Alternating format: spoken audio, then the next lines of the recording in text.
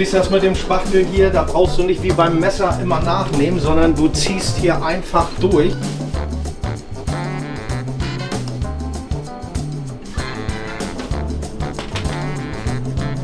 So.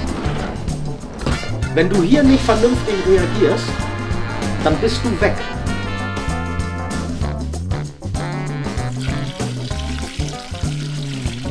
Ja, alles.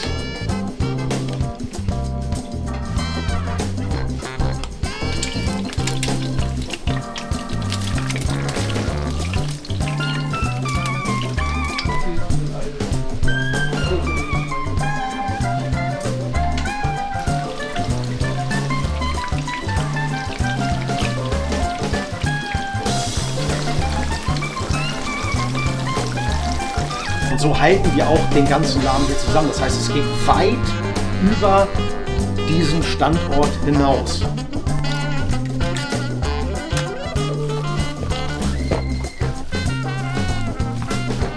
Das sind mindestens 280 Gramm.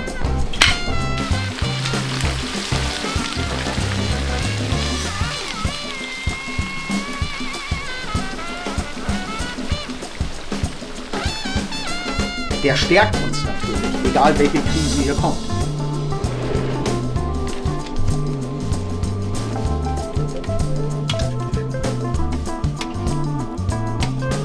Wurst? Das ist Leberwurst. Das kommt von einem Schlachter, das ist mein Nachbar.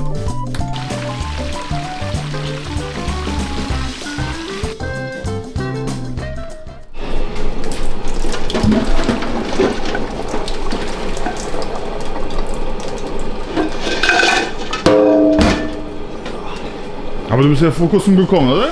Ich bin eben gerade erst hier aufgestellt. Ich stand an den Elbbrücken, da war ja wieder ein Schwerlasttransport. Damit haben wir ja immer zu tun. Auf einmal stehst du 20 Minuten. Du kannst nie sagen, du fängst hier um 11. Um 11, um 12, um 1 an. Das ist immer abhängig, wie hier der Verkehr ist. Oh, hier ist gleich soweit die erste Rutsche.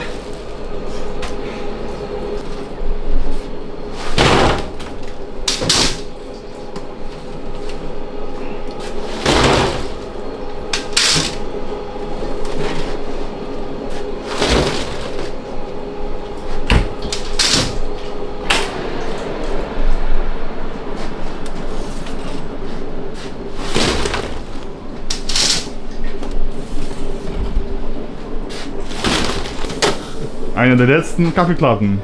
Einer der letzten Kaffeeklappen, genau. Kein Imbiss, kein Kiosk, sondern Hafenversorger. Das ist der Unterschied. Oh, Hafenversorger. Okay. Deswegen sind wir hier ja auch die einzigen, die noch übrig geblieben sind.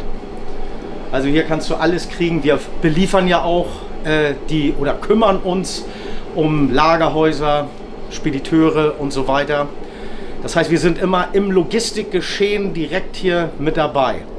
Das ist ein Unterschied zwischen, ich habe hier irgendwo einen Imbiss oder einen Kiosk oder sowas, sondern wir versorgen richtig die Leute hier. Das machst du mit deinem Auto?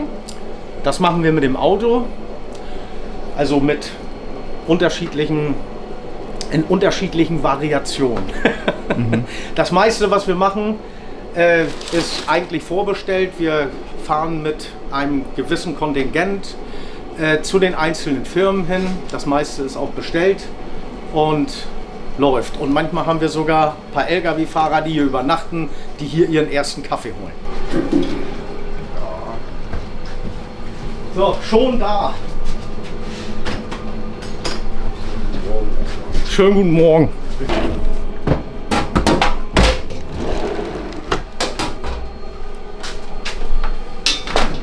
So.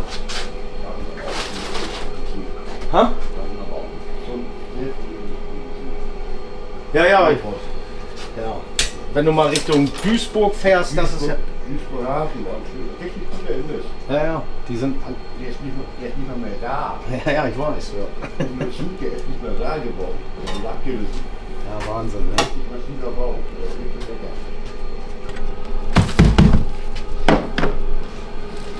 Und wenn du Kaffee haben möchtest, steht da vorne. Ja, vielen Dank. Hatte ich schon. Hattest du schon. Vor ein paar Stunden, ja, danke. So, hast du denn gar nicht geschlafen oder was? Nein, also wie viele waren das? Heute um 6, um 7 heute aufgestanden. Morgens. Okay. Also Nachtmensch oder was? Ja, also heute sowieso. Heute sowieso. Heute sowieso, ja.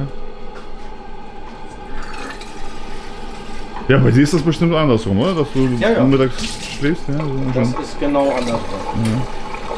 Also, gewohnungsbedürftig, ja? Für mich ist ja 23 Uhr, 11 Uhr morgens. Ah, okay. Ja. Genau umgekehrt. Genau.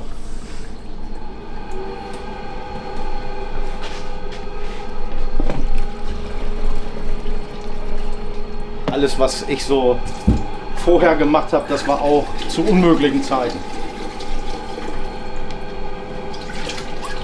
Und wie kamst du zu einem Hierzu, ja, Genau, ich kam hierzu. ja, also ich bin irgendwann mal hier in der Logistik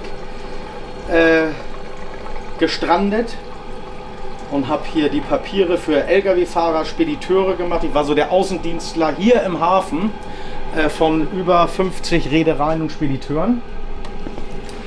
Und dadurch, dass es hier immer weniger wurde, wo du den Kaffee holen konntest, gab es hier bei Blom und Voss, hatte die Hafenbehörde dann einen Container hingestellt für eine Person, die aber nur leider eine Mofa hatte und das nicht auf die Reihe gekriegt hat, vernünftig zu bestücken alles. Und dann habe ich gesagt, okay, nach 3 Monaten wollte das auch loswerden.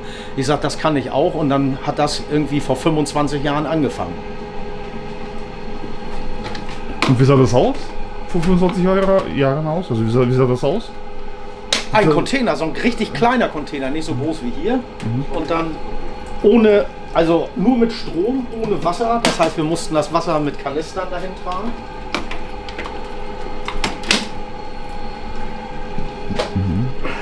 Und so fing das an. Aber da wusstest du noch nicht, dass es 25 Jahre dauert. Oder? Nee, ich habe ja nebenbei weiter für die Logistik gearbeitet. Also das war ja dann nicht vorbei. Ne? So, und dann kam ja hier eine Krise nach der anderen, 2008, die Weltwirtschaftskrise, und die hat dann die Logistik hier zerrissen. Und dann habe ich mich mehr halt hier drauf konzentriert und habe da immer weniger gemacht. Aber das sind ja auch meine Kunden hier. Wir sind ja hier auf Steinwerder. Steinwerder ist eine Insel. So, das heißt also, wir kennen uns hier eigentlich seit, also die meisten kenne ich hier seit 30 Jahren.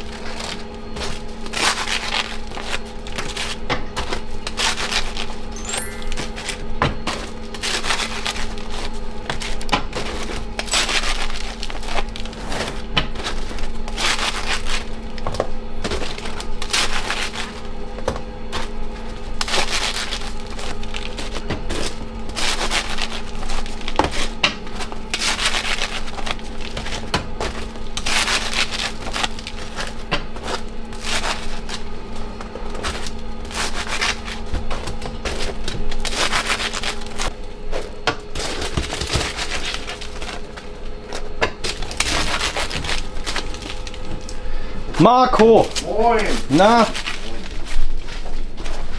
Sag ich jetzt nicht, das Büro aus.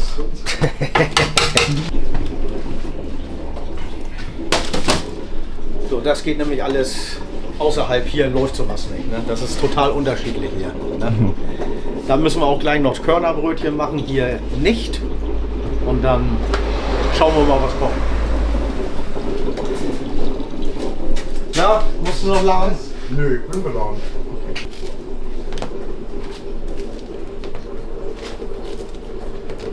Du siehst das mit dem Spachtel hier, da brauchst du nicht wie beim Messer immer nachnehmen, sondern du ziehst hier einfach durch und hast und gewinnst Zeit dadurch. Das heißt also, das ist 10-mal schneller als irgendwas anderes. Oh ja.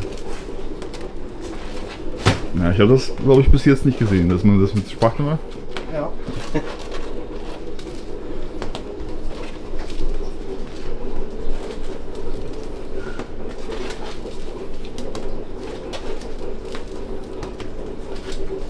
Haben Sie ja heute mal Platz gelassen für Tobi, wa?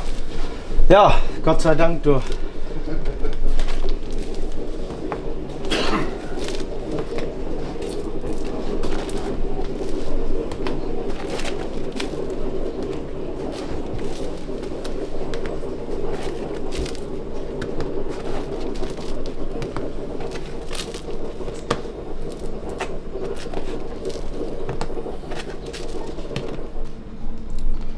Wann musst du denn wieder los? Der kommt noch so alt. Ich habe wieder 4:30 Uhr Termin. Okay.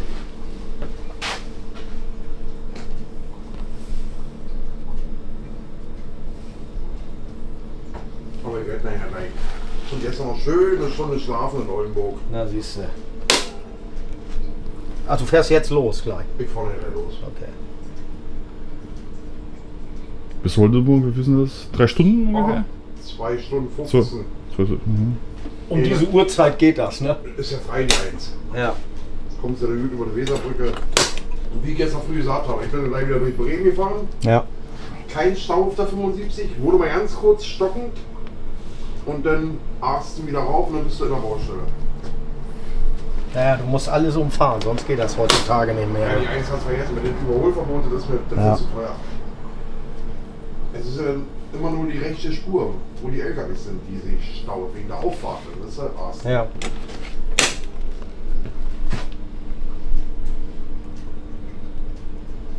hier 100 € ein Punkt. Ah, nee. Dann warte ich lieber.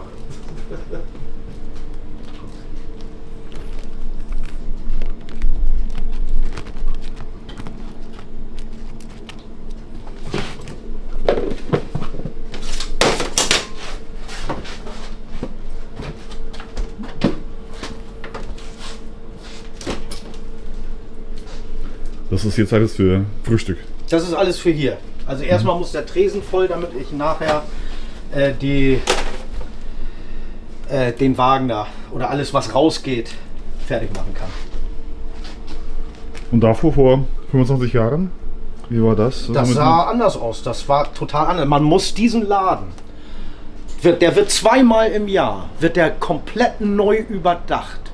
Das heißt, also zweimal im Jahr wechselt komplett die Kaffeeklappe. Das kriegt der Kunde nicht mit. Der denkt, der kommt hier rein und denkt, alles wie immer. Aber das ist total anders. Das hat mit dem Einkauf zu tun, das hat mit dem Verkauf zu tun. Welche Firmen sind pleite? Damit beschäftigen wir uns, weil wir sind ja auch direkt bei den Firmen. Wir wissen, wie gut oder wie schlecht es denen geht. Und wenn die irgendwas anderes haben müssen, dann müssen wir darauf reagieren. Und das ist anders als beim normalen Imbiss oder Kiosk. Da gehst du einfach hin und bist da. Ob hier jetzt was los ist oder nicht, ist uns völlig egal.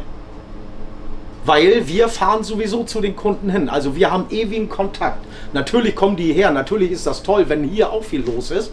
Aber das ist nicht der ausschlaggebende Punkt. Sonst wären wir hier genau im Jahre 2003 nicht mehr hier gewesen. Mhm. Da war die große Werftkrise bei Blom und Voss. Mhm. Und das hätte uns zerrissen. Weil nachher einfach die Gästen gefehlt hätten? Ja, na klar. Und du musst auf dem Hafen reagieren. Blom und Voss ist das beste Beispiel. Als ich angefangen habe, waren da 3500 Festangestellte. Mhm. Und wenn ein Schiff gebaut worden ist, ein Containerschiff oder sowas, dann wurden nochmal 3500 zusätzlich aus Mecklenburg-Vorpommern, aus Niedersachsen, aus Schleswig-Holstein und Bremen rangeholt. Das waren 7000 Menschen, die dort gearbeitet haben. Und heutzutage sind es nur noch 200. Mhm. Das ist ja... Darauf muss man reagieren. Ne? Deswegen können wir gar kein Imbiss sein. Würden wir auch gar nicht wollen. Wir verkaufen hier keine Currywurst-Pommes. Das können wir uns gar nicht leisten, dann wären wir pleite. Und dann gestartet mit welchen Angebot vom Essen?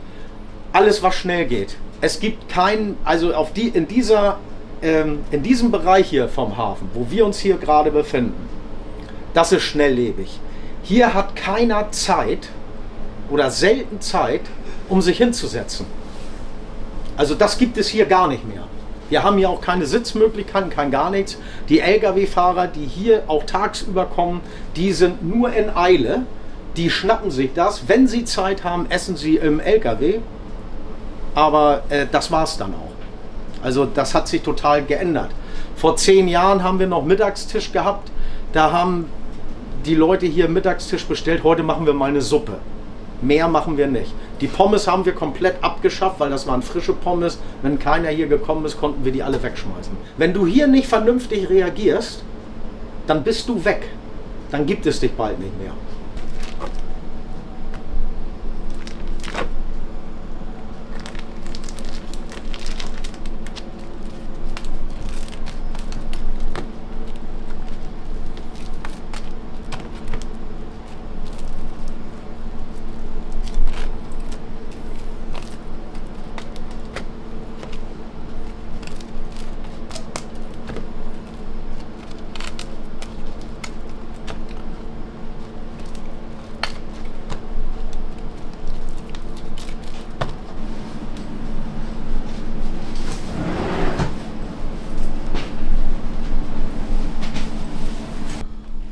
So, das, was wir hier machen, ist jetzt wirklich nur für den Tresen und danach arbeite ich komplett die Auslieferung ab. Mhm.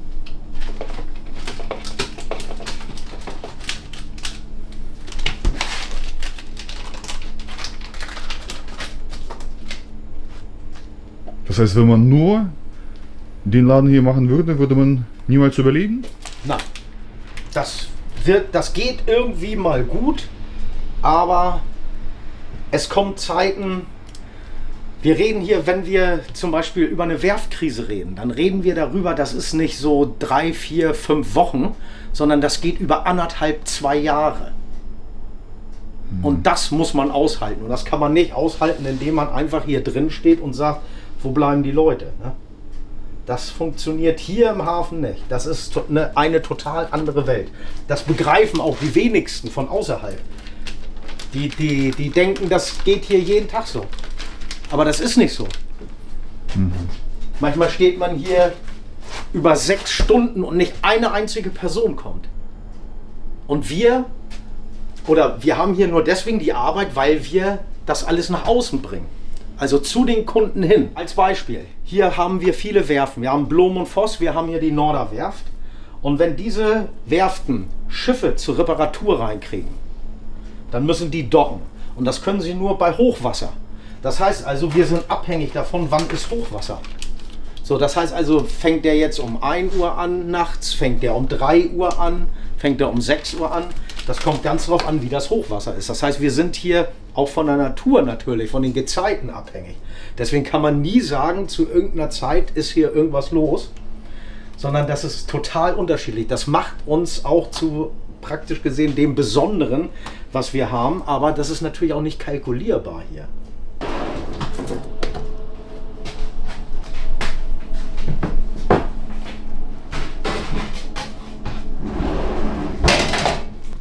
Eine Wurst? Das ist Leberwurst. Das kommt von einem Schlachter, das ist mein Nachbar.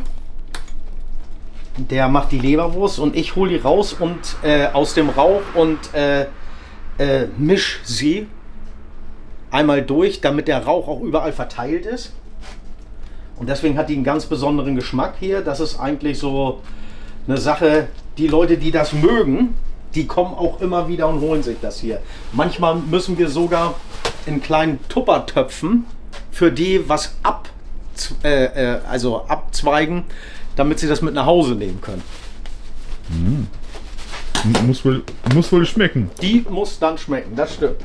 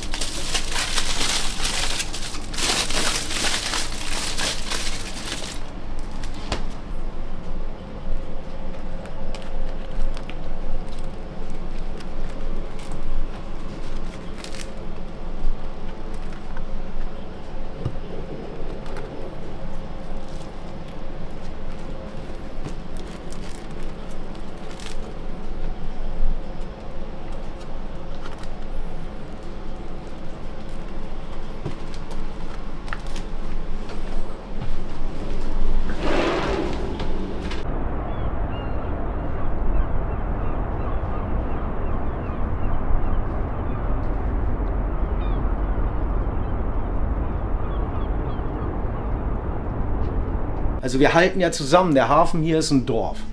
So, und für die Gemeinschaft, da machen wir auch ab und zu mal, organisieren wir hier Feierlichkeiten. Zum Beispiel letztes Jahr ein Osterfeuer beim Bekannten von uns hier.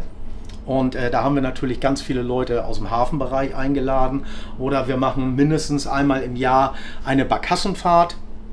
Da ist ein Bekannter von mir mit dabei, der hat einen Barkassenbetrieb drüben auf St. Pauli. Und da laden wir die Leute ein, gibt ein Buffet und wir schnacken viel und das ist eigentlich eine ganz schöne Geschichte. Und so halten wir auch den ganzen Laden hier zusammen. Das heißt, es geht weit über diesen Standort hinaus. Ne? Wir repräsentieren hier praktisch gesehen den Hafen. Und der Zusammenhalt, der ist, der stärkt uns natürlich, egal welche Krise hier kommt.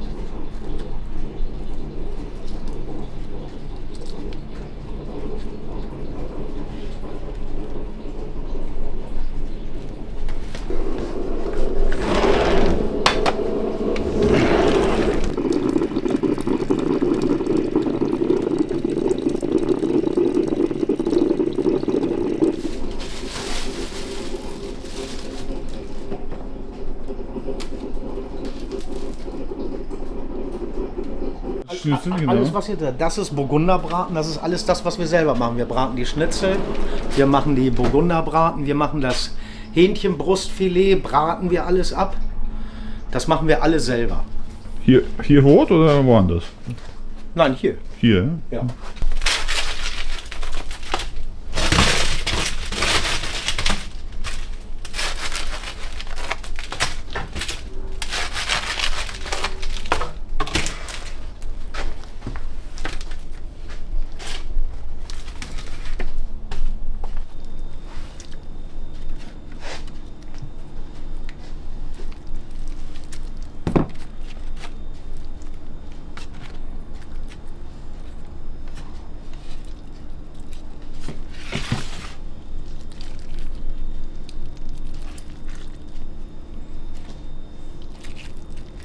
Und was ist da drunter? Ist er hier? Das ist Leberkäse. Leberkäse. Ja.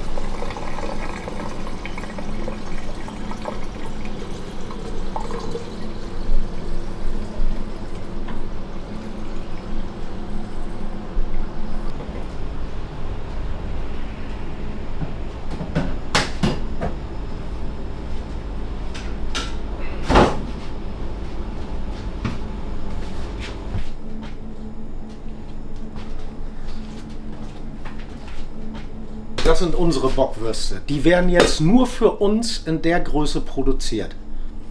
Und das ist mein Nachbar.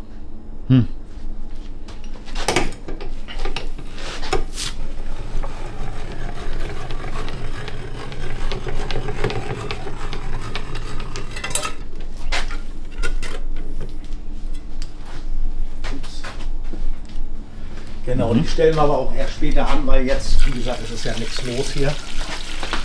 Das kommt alles später. So. Also wir haben jetzt 1:15.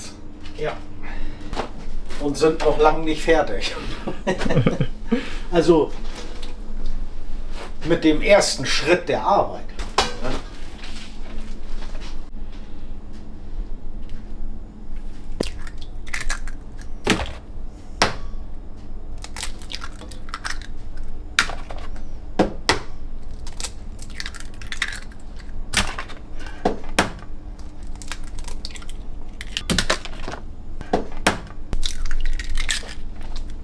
So.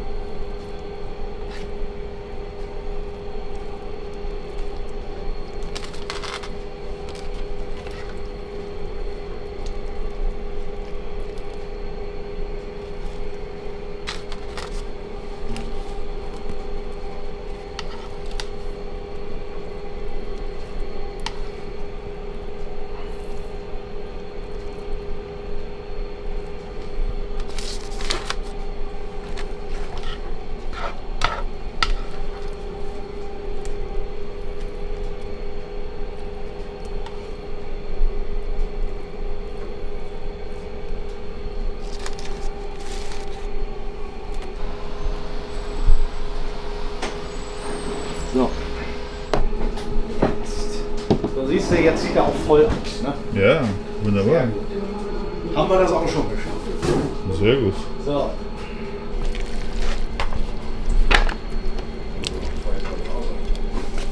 Noch eigene Rezeptur?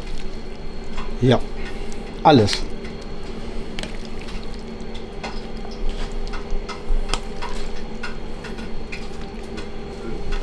Ja. Twitch oder Hä? YouTube? YouTube. YouTube? YouTube. Siehst du, Ja. er weiß Bescheid. Ja. Welcher Kanal? Hungrige Stadt. Hungrige Stadt. Das Jawohl. ist hervorragend. Ja. Ich schaue mir vorbei. Ja. Alles klar. Dankeschön. Jo, Bis dann. schönen Tschüss. Tag noch. Genau. Tschüss. Tschüss. Mach's gut.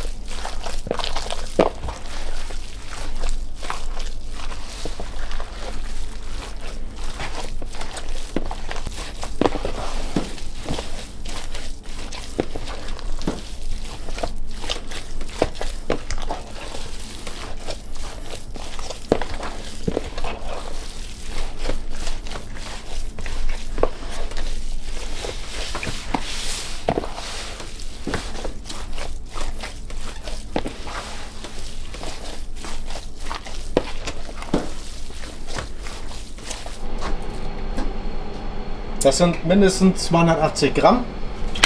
Daraus wird die Frikadelle gemacht.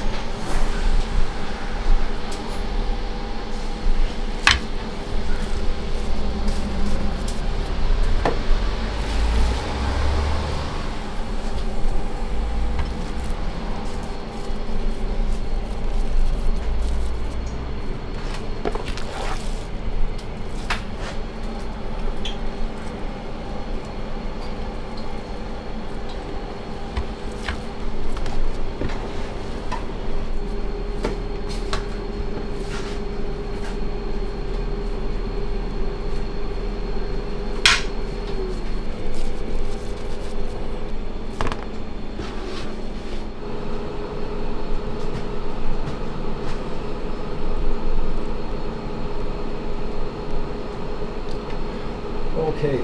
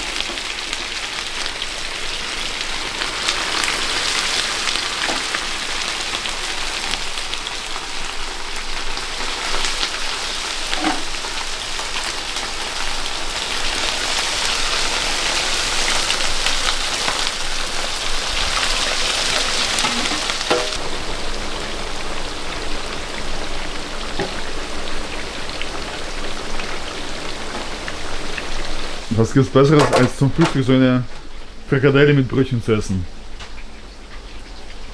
Dauert 25 Minuten. Sehr gut. So, das hier ist schon mal die Vorbereitung für morgen. Damit wir schnell anfangen können. Morgen dann um Mitternacht. Ja, 11, oder ja. heute um Mitternacht. Ja, besser ja, gesagt. ja.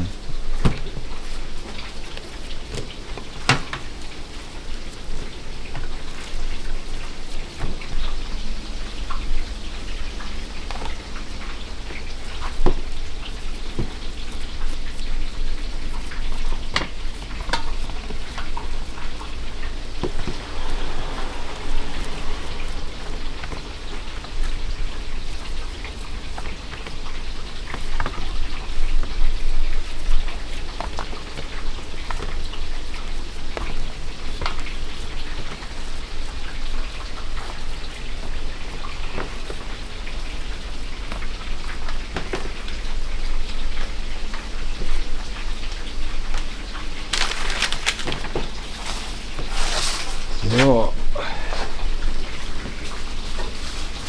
Was kann ich dir denn einpacken? Gib mir mal ein Spaghetti-Brötchen. Ja. Und ein Rüder.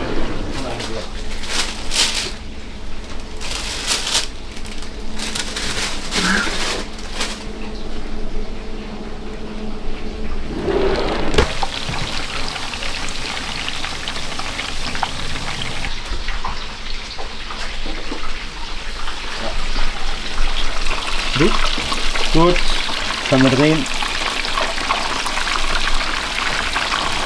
Moin.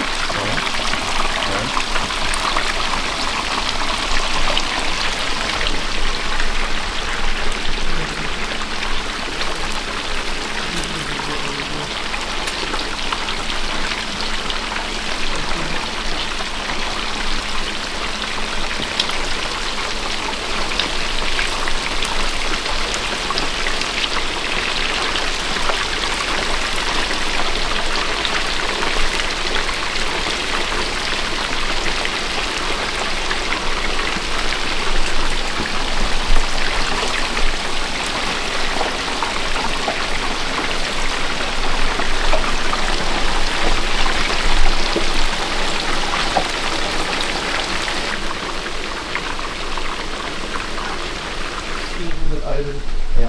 So ist das Gleiche. Genau. Auch eine Cola. Und auch eine Cola. Dann Jetzt So. kommt das für die alles was ausgefahren. Außerhalb, ja. Genau. Das muss jetzt alles so nebenbei gemacht werden, während die Frikadellen sind. Gleich werden noch Spiegeleier gemacht, Leberkäse. Und dann sind wir auch schon wieder knapp in der Zeit.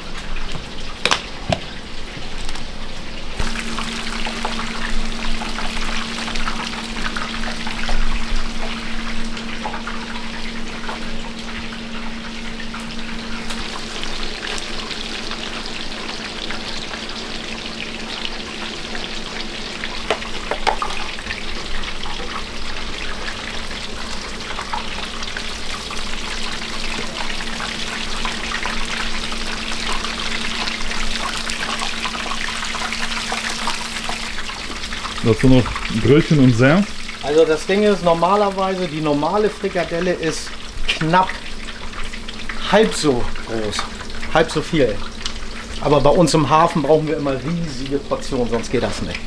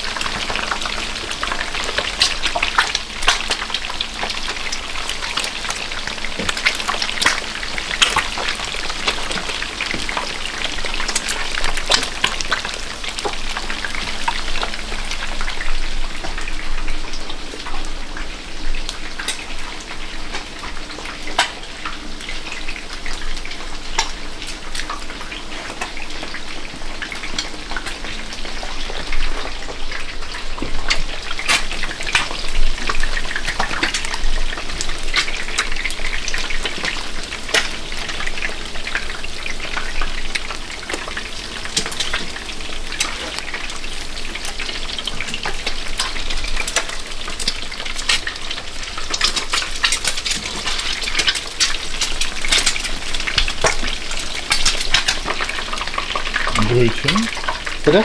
Brötchen, Frikadelle, bisschen Senf und dazwischen ein Ei. Ja. Ja. Nicht nur das, Leberkäse, das ist immer gern genommen.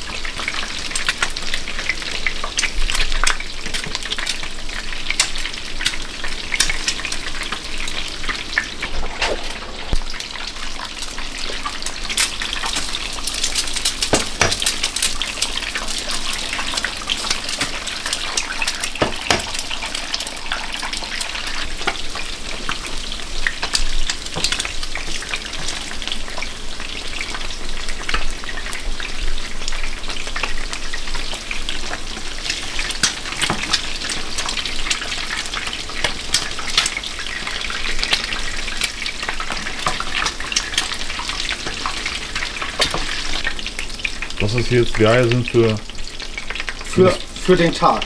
den Tag. Für den Tag und so fange ich auch an. Weil die müssen abgekühlt sein, wenn ich die hier fertig mache. Da kann ich nicht heiße Eier da drauf machen. Das kommt immer alles erst später. Und dann ins Brötchen rein. Ja. Also die halten sich auch sehr lange warm hier drauf, weil die so eine eigene Hitze haben. Und in 2 Stunden sind die noch warm. Ja? Ja, ja. So, eine Rutsche machen wir noch.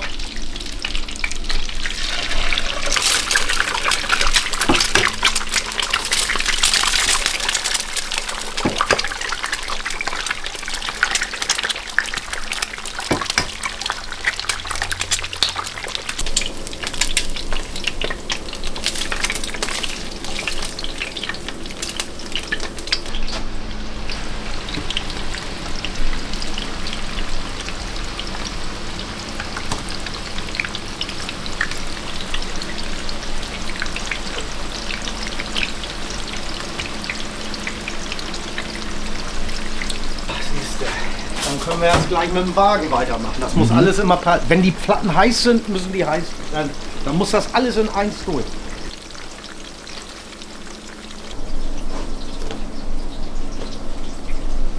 Jetzt aber mit Messer. Jetzt mit Messer, jetzt geht's nicht anders. Das sind ja auch jetzt die Brötchen, die aufhalten. Die sind auch nur für den Wagen. Das heißt, so 2 werde ich hier auch reinlegen, aber hier geht das nicht. Körnerbrötchen, das geht hier irgendwie nicht.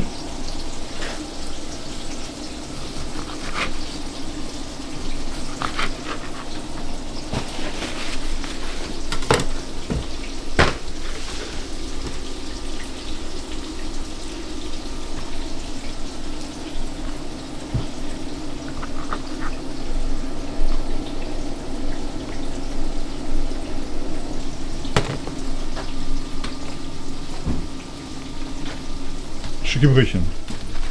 Genau, ne? Ja, schönen guten Morgen.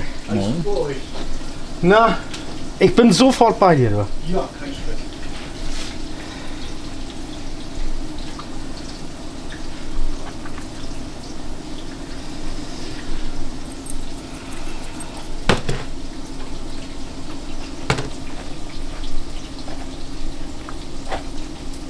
So.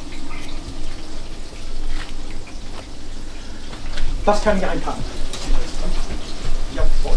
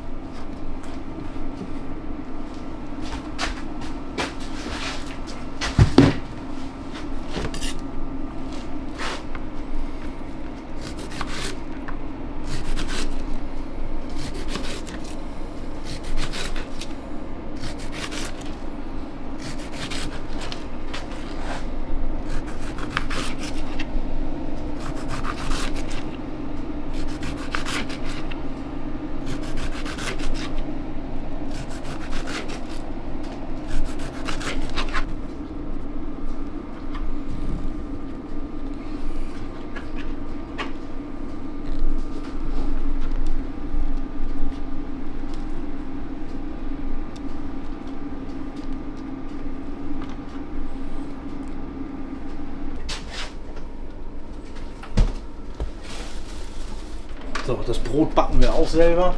Ja? Ja. Hört sich gut an. Auch dann hier vor Ort, ja? Ja, wir haben Rohlinge hier und machen das dann hier. Fertig.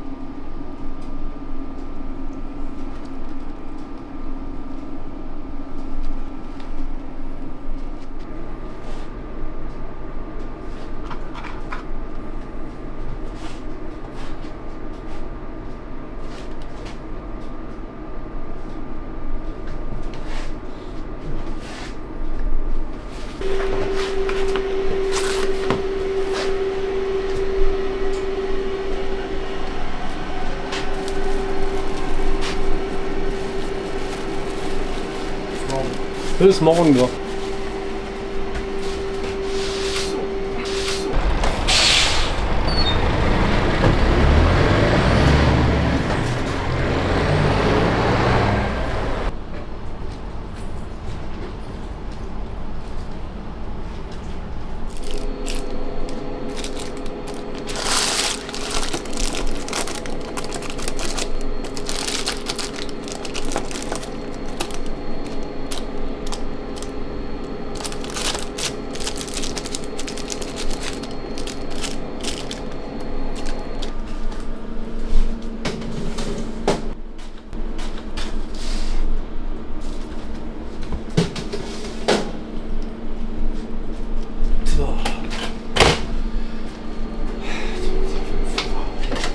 So.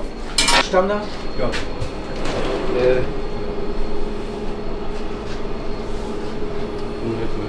Und Matt.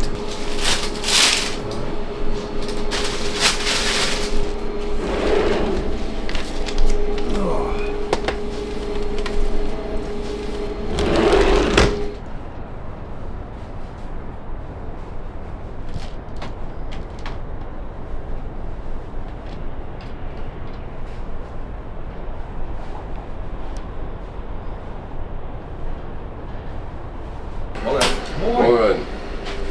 Was möchtest du? 2 Hackepeter ohne Zwiebeln. Ein Schweinebratenbrötchen. Ja, und eine dicke Bock im Brötchen bitte. Einpacken das Ganze? Oder reicht dir das so? Nö, das geht gleich.